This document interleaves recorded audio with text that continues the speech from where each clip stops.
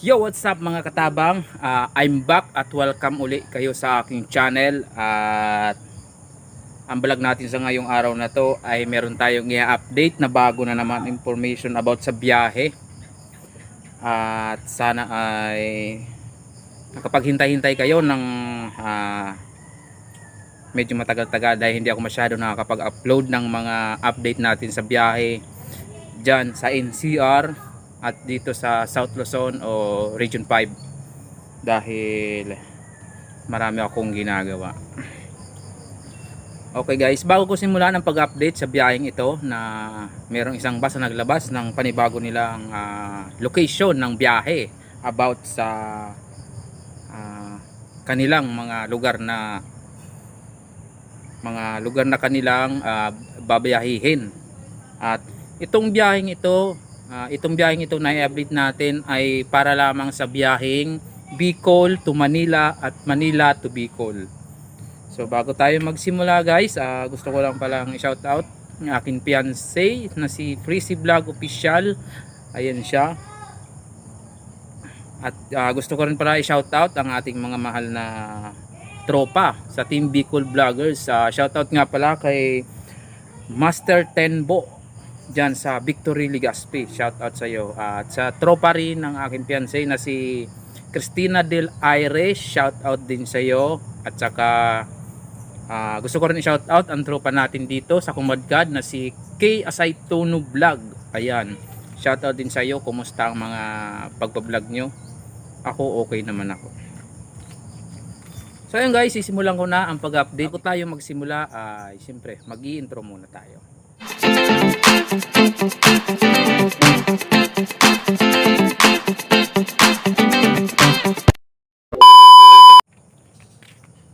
What's up guys, I'm back. Ito na nga yung ating i-update na biyahe from PITX only. Oo nga, from PITX only to. Hindi to galing ng Cubao at hindi rin to galing ng Pasay, kundi galing ito ng PITX biyahing Bicol. So ayun guys, ang bus pala na i-update natin ngayon, ito ang Mark Ives Transit. Naglabas sila ng bago nilang biyahe patungong Bicol. At ito yung mga biyahe na kanilang rota galing ng PITX. Okay na, pakinggan nyo maigi at sana tapusin nyo ang video ito para makuha nyo ang tamang detalye para hindi kayo malito. Meron po silang biyahe patungong Matnog to PITX. Ang biyahe po nila ay 12:30 PM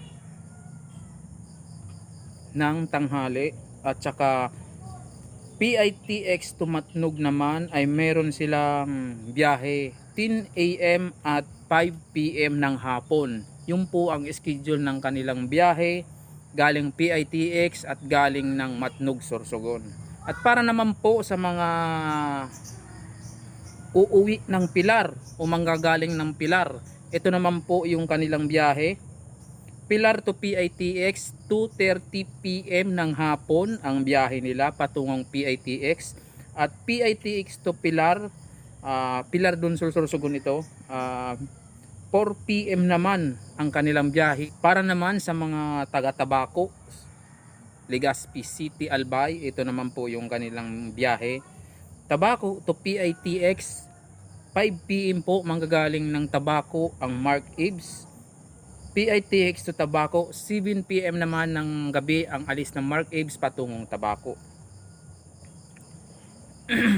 Okay, yan po yung mga lugar na bago nating nakala pormasyon na linabas ng Mark Ives sa kanilang biyahe. At paalala lang po sa lahat ng mga sasakay at mga uuwi ng alabas ng Bicol, kailangan po natin magdala ng isang valid ID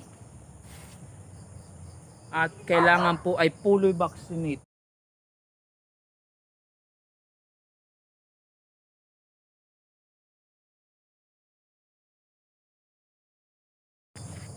So ayun mga katabang, maraming salamat sa inyo sa mga nanood ng aking vlog ngayon at sana wag niyong kalimutan i-subscribe ang aking channel Greg Katabang Travel Update at kung meron kayong mga katanungan about sa biyahe, pauwi man ng Bicol o pauwi ng Visayas, Mindanao o kung saan sulok man dito sa ating bansa ay mag-comment lang kayo sa baba at sana ayun na nga, sabi ko nga, huwag niyong kalimutan subscribe ang aking channel, Greg Katabang Travel Update at pindutin niyo ang bell notification para maging updated kayo sa aking bagong mga vlog about sa biyahe.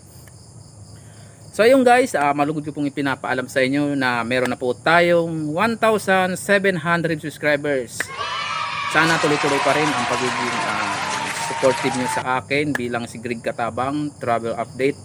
At kung may mga gusto kayong i-update ko ng mga biyahe, pero disclaimer lang, mga katabang, hindi ko mapupuntahan ang terminal na yan dahil nandito ako sa Bicol.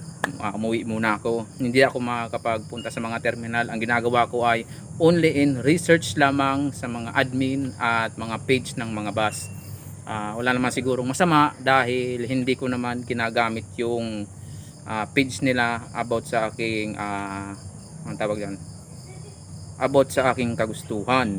Ang ginagawa ko lang ay mapanood ng ibang mga biyahero para alam nila kung ano ba yung mga requirements na kailangan ng gawin, dahil marami nagko-comment sa akin about dyan sa mga requirements, pamasahe. Ang pagkakaalam ko, mismo doon sa kanilang terminal kayo magbibigay ng pamasahe at wala pong nakapost sa kanilang page, wala ring